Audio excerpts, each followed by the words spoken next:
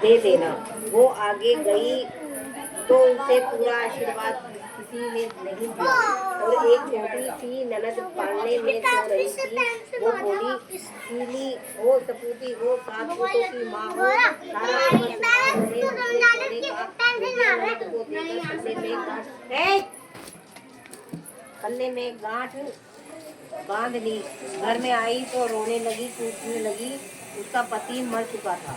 वो बोली, मैं तो अपने पति को जलाने नहीं दूंगी, मैं तो उनके साथ ही जंगल में रहूंगी। ननद रोज उसका जंगल में ही खाना ले जाती। अब गजती दौड़ती माई चौथ आई, करवा ले सात भाइयों की तैयारी, करवा ले दिन में चांद उगने, करवा ले बहुत पूजी, करवा ले माता को मेरे पिछले जन्म के दुश्मन थे, मुझे मेरे स्वाद देना पड़ेगा मेरे ये। तो चौथ माता बोली, मेरे से बड़ी बैसाख की चौथ आएगी, उसको उसके पैर पकड़ लेना। बैसाख की चौथ आई, उसके पैर पकड़ लिए तो चौथ माता बोली, छोड़ पापनी मेरे पाँव। वो बोली, माता वो मेरे भाई नहीं थे, पिछले जन्म के बैरी दुश्मन थे, उन पाप को तो मेरा सुहाग देना ही पड़ेगा। मुझसे बड़ी भादवे की चौथ आएगी, उसके पाँव मत छोड़ना, और अगर पाँव छोड़ दे तो तुझे कहीं जगह नहीं मिलेगी। भादवे की चौथ आई, करवा ले भाइयों की तैयारी, करवा ले दिन में चांद उगाने वाली, करवा ले बहुत भूखी, करवा ले। उसके माता के पैर पकड़ लिए, छोड़ पापनी मेरे पैर पकड़ने लायक नहीं है तू।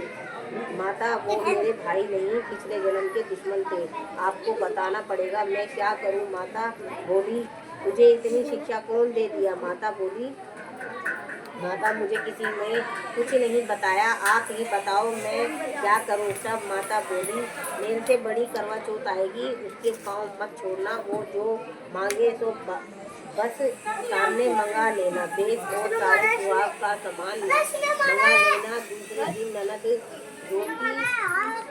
रोटी देने आई तो वो बोली, ननद जी काजल मेहंदी बिंदी रोड़ी सारा सुहाग का सामान भी लाना। ननद ने एक एक करके सारा सामान ला दिया। कार्तिक की करवा चौथ आई, करवा ले दिन में चांद देखने वाली, करवा ले बहुत भूखी, करवा ले माता मैं मेरे पिछले जन्म के दुश्मन थे, और मैं ये कहकर उसने माता के पैर पकड़ लिए, छोड़ पापड़ी मेरे पाँव तो मेरे पाँव पकड़ने के लायक नहीं है। माता आपको मेरा सुहाग देना पड़ेगा, तेरे पास जंगल में सुहाग की क्या चीज है। वो बोली, माता मांगो। वो सभी से माता बोली, रोली मोली जलेबी गलेबी पतासा गेहूं करवा जलेबी ला। उसके सामने चीजें निकाल कर दे दी। माता बोली, मुझे ये ज्ञान कहाँ से आया। हे माता, मुझे जंगल में ये ज्ञान कौन देगा, मुझे तो सारा ज्ञान आपके ही दिया है। माता ने सारी सुहाग की चीजों को बोलकर छींटा दे दिया, और उसका और जाते ही माता ने झोपड़ी को लात मारी तो महल बन गया। सुबह ननद खाना देने आई और बोली, मेरे भाई भाभी कहाँ गए। भाभी ने ऊपर से आवाज लगाई, ननद आओ, हम तो यहाँ बैठे हैं। ननद ने पूछा, भाभी ये सब कैसे हुआ। भाभी बोली, रात में चौथ माता आई थी, वे ही ये करके गई है। जाओ ननद। मम्मी तुम तो डालो। जाओ ननद माता जी को बोलो कि पुरानी चौथ का उजावना और नई गढ़ाओ और हमारे गीत गाते लेने आए। ननद को जाकर बोली, मैं माँ भाभी ने तो भाई को जिंदा करवा दिया, और भाभी बोलती है कि आपको गीत गाते हुए लेने चलो। सासू गीत गाती बहू को लेने गई। बहू सास के पैरों में पड़ी, सासू बहू के पैरों में पड़ी, और दोनों एक दूसरे को कहने लगी, आपके भाग्य से ही सही हुआ है।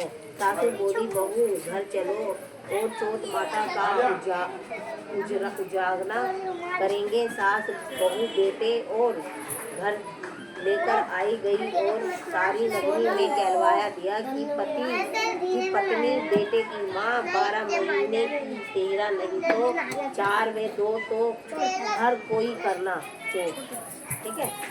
जिससे कोई नहीं हो वो अपने धीरे घोड़े